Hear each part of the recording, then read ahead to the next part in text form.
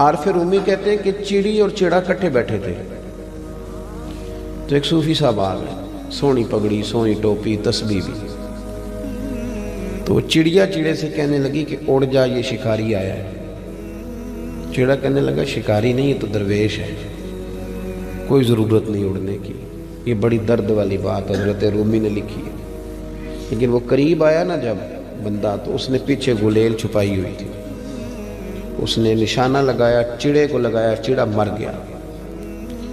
چڑیا نے جا کے بادشاہ کو، شیر کو شکایت کی، کہنے لگی اس نے میرا چڑا مار دیا۔ اس نے فوجیں دوڑائیں، بندے کو گرفتار کرا لیا۔ یہ مثال دیتے ہیں وہ سمجھانے کے لیے، سامنے کھڑا ہے وہ مجرم، تو شیر جنگل کا بادشاہ چڑیا سے کہتا ہے کہ پکڑ میں نے لیا ہے، سزا تیری مرضی کی دینی ہے، جو کہ گھر تیرا اجڑا ہے، تو بتا اسے سزا کیا دے۔ تو وہ چڑیا کہنے لگی بادشاہ اسے سزا کوئی نہیں دینی ہے، اسے ایک حکم دے دیں آپ۔ فرمایا وہ کیا؟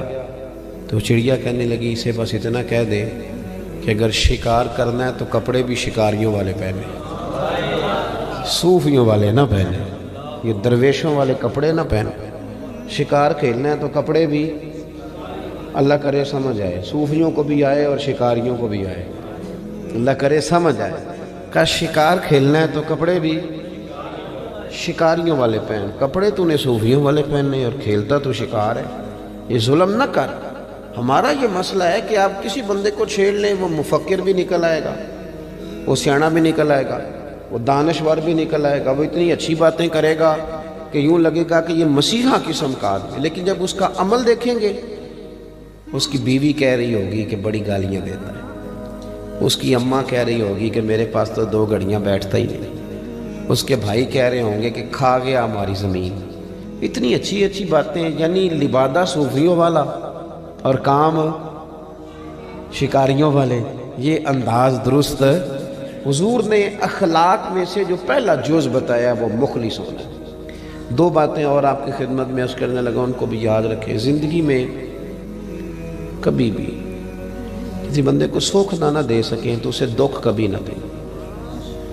کسی بندے کو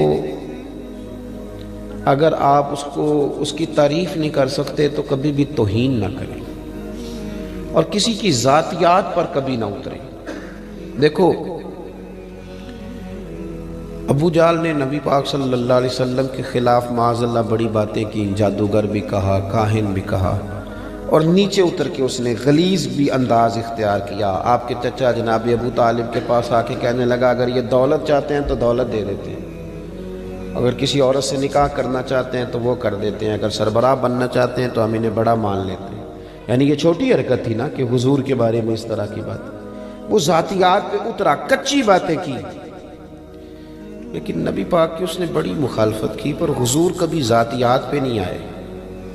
یہ ضرور کہا کہ تو بت پوجتا چھوڑ دے، لیکن وہ ظالم تھا، لوگوں کا مال لوٹتا تھا، کئی لوگوں کا مال حضور نے اس سے لے کے واپس کرایا، لیکن کبھی کسی بازار میں کھڑے ہو کے حضور نے اسے ڈاکو نہیں کہا، چور نہیں کہا۔ وہ شراب پیتا تھا لیکن حضور نے کبھی برسر عام اسے شرابی، ہمیں تو پتہ بھی نہیں ہوتا، یعنی مفت میں کہہ دیتے مولوی کھا گیا مسجد دے پیسے، کیا آپ نے دیے تھے؟ کیسے پتہ ہے؟ آپ جھوٹ بولتے ہیں۔